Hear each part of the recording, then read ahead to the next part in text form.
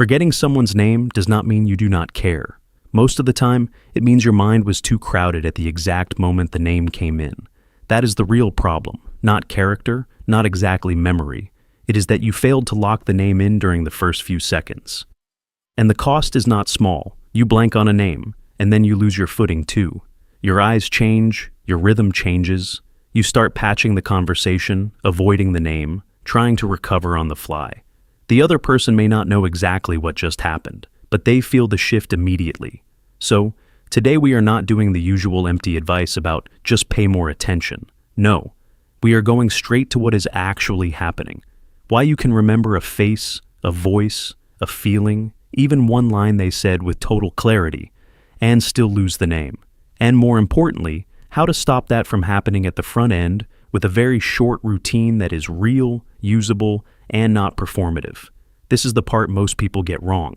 People who forget names easily are not paying too little attention. They are paying too much, just to the wrong things at the wrong time. When the other person says their name, your mind is busy reading their face, busy checking whether you seem awkward, busy measuring whether the moment feels comfortable or tense, busy rehearsing what to say next so you do not sound strange. So the name passes through and drops. The person stays, the name goes. That is why some people can remember the energy of the interaction, the way someone laughed, the feeling of liking them or not liking them almost instantly, and still fail to pull up the most basic label. It sounds irrational, but it is completely logical. Your brain does not keep what you should remember. It keeps what has force. Strong emotion, it keeps. Social tension, it keeps. Anything that hits your self-image, it keeps. But a name, delivered while your mind is busy worrying about how you are coming across, that can die at the door. So, if you have been telling yourself that this means you are careless, slow, or not truly registering people, hold that thought. You may not be lacking care. You may just be lacking a mechanism for catching the name, and that is what we are fixing right now. Because in the next part, I am going to break down 3 things. Why names are the easiest thing to lose in a first interaction, why the more self-conscious you are, the more likely you are to blank, and the short routine that helps you catch the name before it disappears. You do not need to force more warmth. You do not need to become more talkative. You do not need to turn into a different person. You just need to intercept the drop point. Let's go straight in. The first thing to understand is that remembering a name is not the same as recognizing a person. Those are 2 different jobs. Recognizing a person is relatively cheap. You see the face, the voice, the posture, the vibe, and your mind says, yes, I know this person from somewhere. But a name is different. A name has to be attached. It has to bind to the face as a fresh association, and that is a harder task than people realize. That is why you can keep the person and still lose the label. In memory research, face name learning is treated as a demanding associative task, not a trivial one, and this is exactly why the usual guilt is misplaced. People tell themselves, if I cared more, I would remember. Not necessarily. You can care. You can be fully well-intentioned. You can even be unusually perceptive and still fail at that one mechanical step where the name is supposed to lock on to the person. Because if the association is weak at the start, recall later has almost nothing to work with. That is the part most people never get taught. They think memory fails later. A lot of the time, memory failed at the door. The name was never really caught. It just brushed past a crowded system and vanished before it became usable. Studies on divided attention show that when attention is split during learning, declarative memory suffers immediately. So, what was crowding the system? Usually not some grand tragedy, just social load. The tiny pressure of being watched. The tiny pressure of wanting to come across well. The tiny pressure of not wanting to sound awkward, needy, stiff, too eager, too flat, too much. That pressure seems small from the outside. Inside the mind, it is expensive. Because while the other person is giving you the one piece of information you are supposed to store, you are busy running a completely different task. How am I landing right now? Do I seem relaxed? Did I interrupt? What do I say next? Should I smile here? Was that weird? And once that internal commentary starts, the name is no longer competing with silence. It is competing with self-surveillance. That is a fight weak information usually loses. This is why people who are more self-conscious in conversation often do something strange. They can tell you exactly how the interaction felt. They can tell you whether the other person seemed guarded, warm, fake, sharp, insecure, dismissive, open. They can remember the emotional temperature almost perfectly. But ask for the name, and the mind goes blank. That is not random. That is attention being pulled towards social threat and self-monitoring instead of clean encoding. Research on self-focused attention and social anxiety shows that turning inward can interfere with taking in external information and can worsen performance in the interaction itself. And that leads to the second reason this hurts more than it should. When you blank on a name, you do not just lose a fact, you lose rhythm.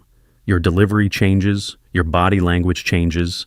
You become slightly more cautious, slightly more patched together, slightly less fluid. The conversation starts wobbling. Most people will not consciously say, "This person forgot my name," but they will feel the wobble. They will feel that something got less natural. And that matters because social presence is often judged through tiny shifts, not dramatic mistakes. A half second of hesitation, a sentence that bends around what should have been a name, an extra beat that does not belong there.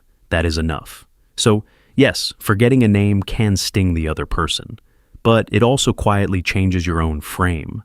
And this is where the video becomes useful, because once you see the real failure point, the fix gets much simpler. Not effortless, but simpler. Before that, there is one myth worth killing.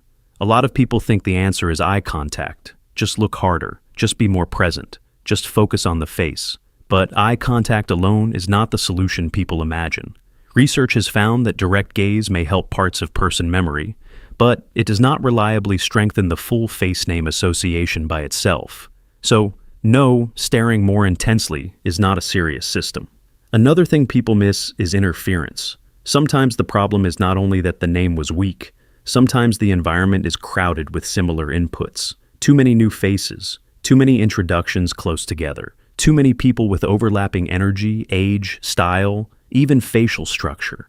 Your mind starts stacking similar people near each other, and that makes the wrong label easier to pull up later. You do not just forget, you confuse. That matters, because it explains why some settings are much worse than others. A one-on-one meeting might go fine. A group dinner, networking event, family gathering, work mixer, much worse. Not because you suddenly became careless, because interference went up. The retrieval field got noisy. Experimental work has shown that greater face similarity can impair face name recall and increase nearby errors. So now let's get practical. If the name is usually lost at the front end, then you do not solve it by hoping harder at the back end. You solve it by intercepting the drop point. Here's the routine. When someone says their name, do not rush to perform the next part of the interaction. Pause for a beat. A real beat.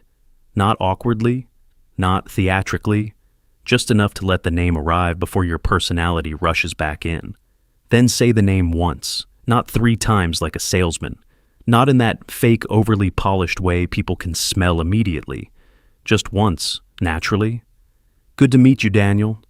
Nice to finally meet you, Maya. That matters because you are no longer leaving the name as passive input. You are forcing a first retrieval while it is still warm. Then anchor it to one visible thing, not something abstract, not she seems artistic, not he has calm energy, visible, glasses, silver hair, green jacket, deep voice, gap in the smile, bright scarf. The point is not to judge them. The point is to give the name somewhere to sit.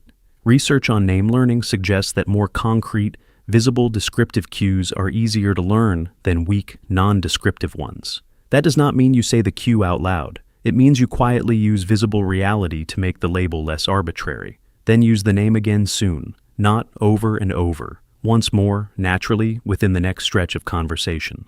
That second use matters more than people think, because repetition and spaced retrieval help stabilize memory over time, which means your goal is not just to hear the name, it is to catch it, use it, and pull it back once before the interaction moves on. Research on repetition and spaced retrieval supports this kind of short reactivation for stronger retention. And if you miss it anyway, do not spiral, do not over-explain. Do not start apologizing with your whole body. Use a clean recovery. Pause. Stay relaxed. Ask one direct question back. I'm sorry. Say your name one more time. Or, if you caught part of it, I want to make sure I got that right. That is stronger than bluffing. People trust clean correction more than nervous theater. Quiet people forget this all the time. They think composure means hiding the miss. No. Composure means not collapsing when the miss happens. That is the deeper point here. Remembering names is not only a memory skill, it is a regulation skill. It is your ability to stay externally available long enough to catch what was actually said. And that ability improves when you stop trying so hard to manage how you are being perceived every second. Less self-monitoring, less performance, one beat more presence. That is usually the shift. So, if you are someone who keeps remembering the person but losing the name, stop calling yourself careless. The pattern is more precise than that. Your mind is often reading the room, reading yourself, reading the stakes, and letting the label fall through. Now you know where it falls. And once you know that, you can do something very simple. Pause, catch it, anchor it, use it once more. That is not flashy, but it is the kind of small correction that changes how solid you feel in a room. And sometimes, quiet power is exactly that. Not becoming smoother overnight, just losing fewer things at the moment they matter.